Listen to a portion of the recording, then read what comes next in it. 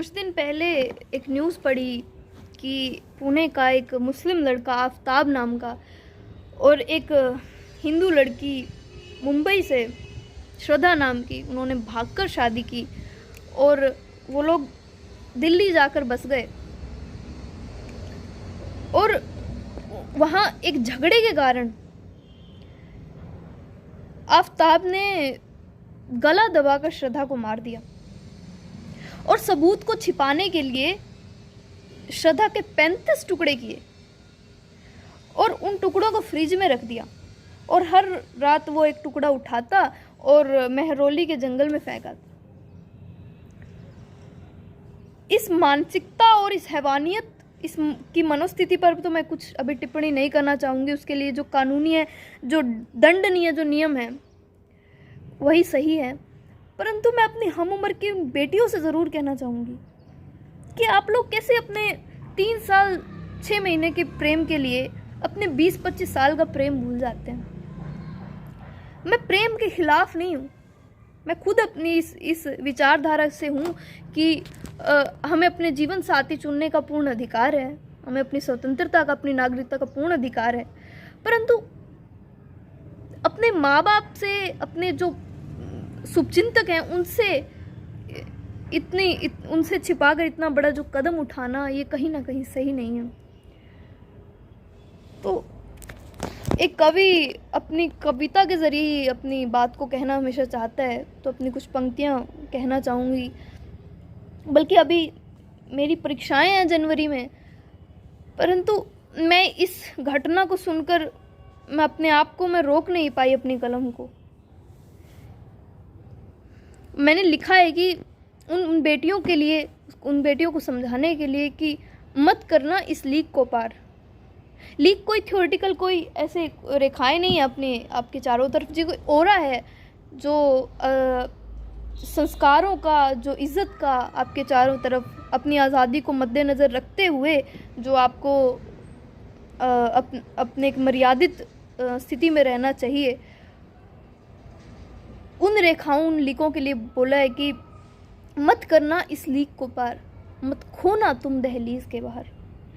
आजकल बेटियां अपनी बहुत उन्नति कर रही हैं हर क्षेत्र में, तो ये कहना तो रूढ़िवादी सोच हुई और गलत भी हुआ कि आप लोग दहलीज से बाहर न जाइए, परंतु वहाँ जाके खोइए ना, इतना संभल के रहिए कि वापस आए तो सही सलामत हो। तो मत करना इस लीक को पार, मत खोना तुम दहलीज के बाहर। वो पत्थर है गलियारों के, चिकने मटके हथियारों के।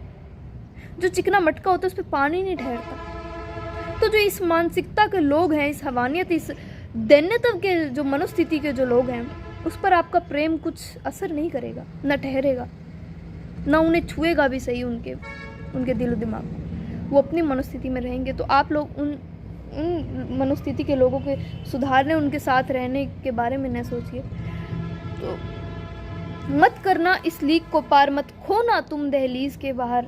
वो पत्थर है गलियारों के, चिकने मटके, और वो भी हथियारों से भरे हुए, चिकने मटके हथियारों के।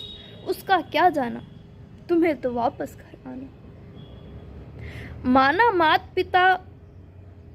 माना जात धर्म की चिंता है, माता पिता संस्कारों को, माता पिता के संस्कार उन्हें अलो नहीं करते हमें दूसरी जात, दूसरी धर्म में विवाह करने के लिए।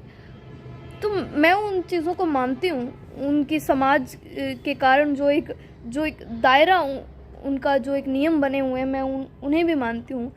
तो कहीं ना कहीं एक लिमिट में कहीं सही और कहीं गलत भी हैं।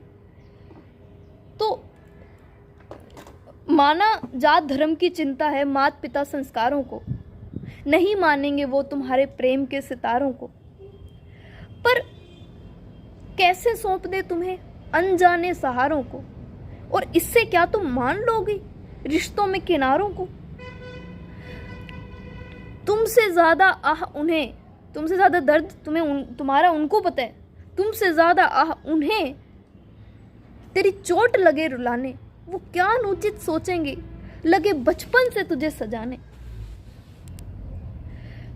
तुम क्या तुम बच्ची हो, तुम क्या समझोगी, तुम अभी नादान हो, तुम 23, 24, 25 साल के होके भी हमें उन परिस्थितियों का, आगे का भविष्य का उसका ज्ञान नहीं है।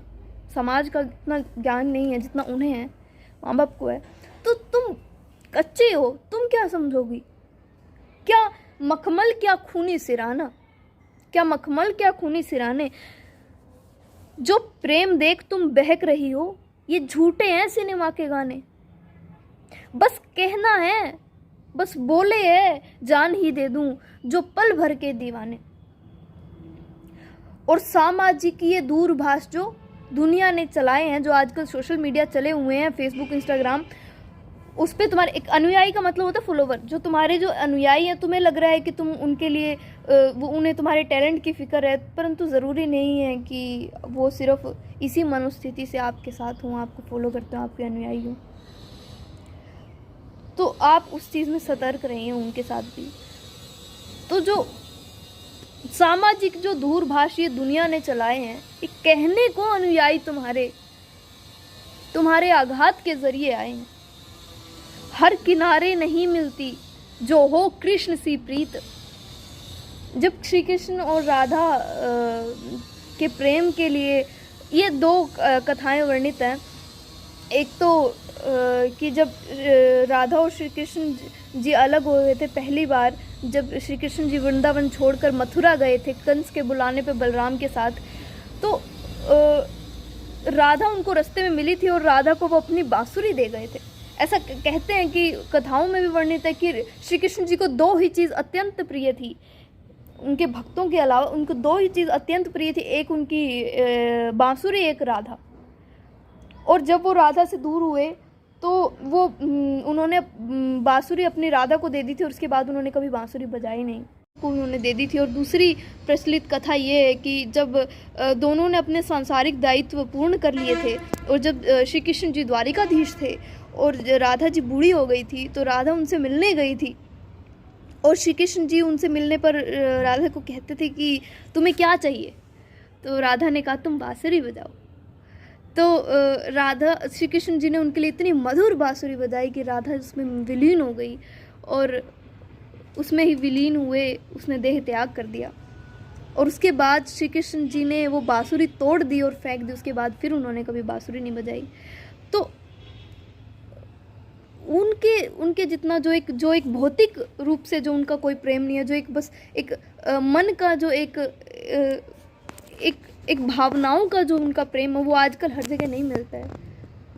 ठीक है, जो हम सोचते हैं कि वो भी तो सही था, तो आजकल क्यों इस चीज़ को समाज गलत बोलता है। तो हर किनारे नहीं मिलती जो हो कृष्ण सी प्रीत, विपदा में दूर भी जाए तो दे जाए बांसुरी मीत। तुम राधा ना सोचो बनो, न जाने कौन कौन यहाँ आफ्ताब होगा। तुम श्रद्धा बन रह जाओगी, हर दिन हर हिस्से का जिहाद होगा। और सुलगती सिगरेट बुझाने का नंगे बदन पे रियाज होगा। श्रद्धा के एक दोस्त ने यूट्यूब पे इंटरव्यू में बताया है कि जो आफ्ताब था उस अपनी जलती सिगरेट उसकी पीठ पर बुझाने के लिए लगा देता था। उसके छाले उसने अपनी सहेलियों को दिखाए थे। और जो इस मनोस्थिति का इंसान है, जो अपनी प्रेमिका के इतने टुकड़े कर सकता है इतनी हमानियत पे, तो हर दिन उसकी दरिंदगी को हम समझ भी सकते हैं, हम उसकी उपमा कर सकते हैं और अनुमान लगा सकते हैं।